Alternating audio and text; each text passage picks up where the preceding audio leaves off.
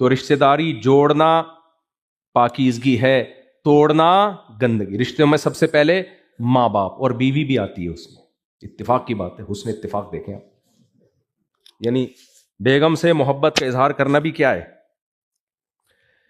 نہیں سمجھ میں، یہ بات اب سمجھ میں نہیں آئے گی۔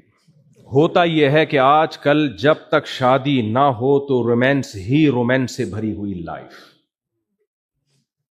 ہے کہ نہیں ہے؟ ایسی رومانٹک، وہ میں نے چٹکلا سنا تو میں تھوڑا ماں باپ کا تذکرہ میں تھوڑا سا جذباتی ہو جاتا ہوں تو مجھے پھر ریورس گیئر لگانا پڑتا ہے۔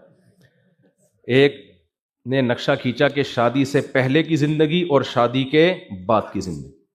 شادی سے پہلے جو نوجوان کی زندگی ہے، کمرے میں خوبصورت میگزین، یہی ہوتی ہے نا، پرفیوم مختلف کمپنیوں کے، کیا خیال ہے، مختلف ڈیزائنوں کی پینٹیں اور شرٹیں لٹکی ہوئی ہیں، ہیروئنوں کی تصویریں، یہ ہے شادی سے پہلے کی زندگی اور پرفیوم۔ شادی کے کچھ دنوں کے بعد حالت کیا ہوتی ہے؟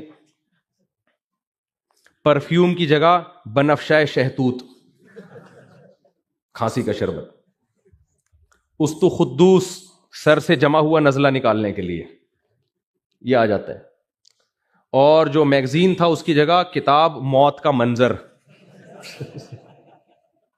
ساری رومانٹک دنیا سے آدمی نکل گیا۔ تو میرے بھائی، اسلام میں نامحرم کا کوئی تصور، اچھے اخلاق سے تو سب سے بات کرو، بدتمیزی نہ کرو کہ تو نامحرم ہے ہٹ یہاں سے، یہ نہیں ہے، چل بڑی آئی نامحرم کہیں کی، اس طرح کرنے کی ضرورت نہیں ہے، تکلف۔ اخلاق سب سے، بدتمیزی نہ کرو کسی سے۔ بعض لوگوں کو تھوڑا سا زیادہ تقوی آ جاتا ہے تو وہ بدتمیزی پہ اتر آتے ہیں۔ ہمارے وہ بیچاری ایک لڑکی کراچی میں کہیں آپ بائکیں چلانا شروع کی ہیں، ہم ان کو منع کر رہے ہیں بھائی ان کو بائکیں مت دو، لڑکے ٹرکوں کے نیچے آ رہے ہیں کراچی میں، لڑکیوں میں کانفیڈنس ذرا کم ہوتا ہے، وہ تو حادثات ہونا شروع ہو گئے ہیں ابھی، تو کہیں گر گئی ہوگی، اب وہ کوئی اٹھا ہی نہیں رہا۔ مجھے کسی نے بتایا وہ بیچاری گر گئی تھی، وہ نامحرم ہونے کی وجہ سے، میں نے کہا ٹرک نامحرم کو کچل کے چلا جائے، اس نامحرم کو اٹھانا نہیں ہے جی، یہ بھی کچھ ضرورت سے وہ والا تقوی ہے کہ کتے سے کسی نے پوچھا بے تو ٹانگ اٹھا کے پیشاب کیوں کرتا ہے، کہتے چھینٹیں نہ پڑ جائیں۔ گٹر کا پانی پیے گا،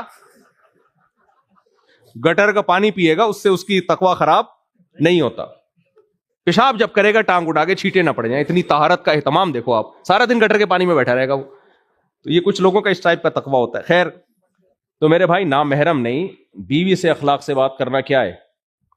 عبادت ہے۔ میں بار بار ایک حدیث سناتا ہوں، سیدہ عائشہ فرماتی ہیں میں جس جگہ برتن میں منہ لگا کے پانی پیتی تھی، جب نبی پانی پیتے تو اسی جگہ کو گھماتے اور وہیں اپنے ہونٹ مبارک رکھتے جہاں میرے ہونٹ لگے ہوتے۔ بہت ڈیفیکلٹ کام ہے، بتاتے ہوئے کتنا مشکل لگ رہا ہے، لیکن بہرحال اسلام کا حکم ہے، سمجھ میں آ رہی ہے؟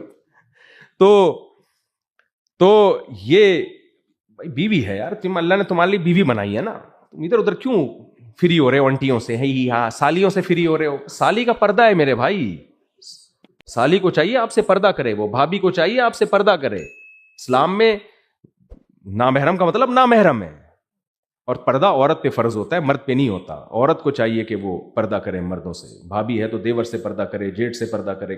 جوائنٹ فیملی میں کیسے ہوتا ہے یہ، اس کے میں کئی دفعہ بیان میں بتا چکا ہوں، بات ورنہ لمبی ہو جائے گی۔